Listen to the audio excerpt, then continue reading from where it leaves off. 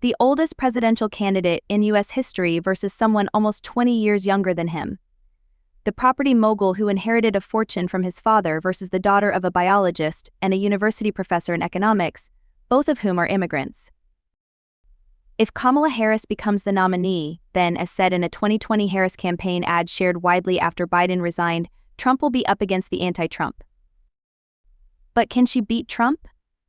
In order to do so, she will not only have to upend a history of American racism and sexism in 200 years of US democracy. Voters have elected only one black president, and never a woman, but get out the vote among a population disaffected with politics. By selling her policies on key issues including the Israel-Hamas war, inflation, abortion, immigration, and more. Gaza.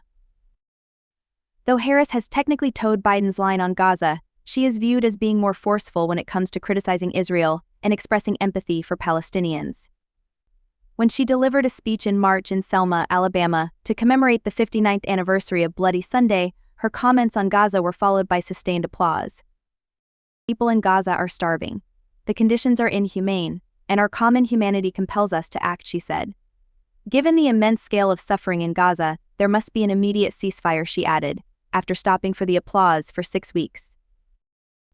In the presidential primaries, more than 101,000 Michigan Democrats, about 13% of those who voted, cast ballots for uncommitted after campaigning by anti-war organizers, winning 2 delegates to the Democratic National Convention and awakening a modern anti-war movement that forced the president's attention to Gaza.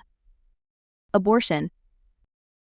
Democrats will be hoping that Harris, if she is the nominee, will have gender in her favor among Democratic voters, particularly since Roe v. Wade was overturned by a Supreme Court with 3 judges appointed by Trump, who boasted this year we broke Roe v. Wade. Beginning in late 2023, Harris has embarked on a national tour to highlight the threats to reproductive rights posed by a second Trump administration, an issue that Biden has been criticized for shying away from. Biden has defended Roe v. Wade but has said he is not big on abortion. As a woman on the ticket and the first woman VP and a woman of color, and then secondly, as an aide she is strongest when her profile is fighting and prosecuting the case. People really like her in that mode.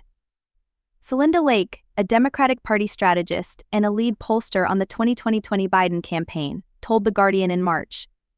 She's so comfortable saying the word abortion, she's so comfortable leaning in and speaking to the repercussions. Trump has run against and defeated a woman before Hillary Clinton.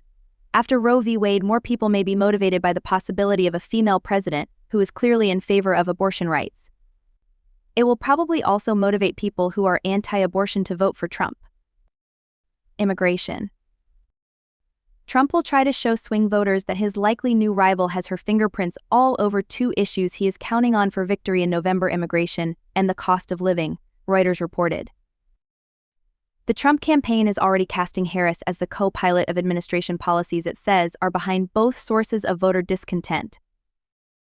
In anticipation of this moment, the Trump campaign has for weeks been preparing for the prospect of a Harris candidacy should Biden drop out and she win her party's nomination. Trump's campaign has signaled it will tie her as tightly as possible to Biden's immigration policy, which Republicans say is to blame for a sharp increase in the number of people crossing the southern border with Mexico illegally. As vice president, Harris was charged with addressing the root causes of migration from Northern Triangle countries in Central America, not border policy as Republicans have long claimed.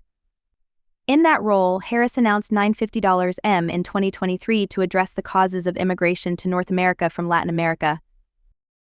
She has been targeted by Republicans who have organized for asylum seekers to be driven on buses to Harris's home on multiple occasions, including on Christmas Eve. In February this year, Harris said that the U.S. migration system was broken, telling New York Spectrum News, "We know, and I think many people have known for a long time, that our immigration system is broken and needs to be fixed." She was speaking after a bipartisan bill that would have seen the border closed if immigration reached a threshold was killed after Trump urged Republicans not to back it, the New York Times reports. As a senator, Harris was a strong advocate in favor of expanding work and legal pathways for Dreamers, people brought to the United States unlawfully as children.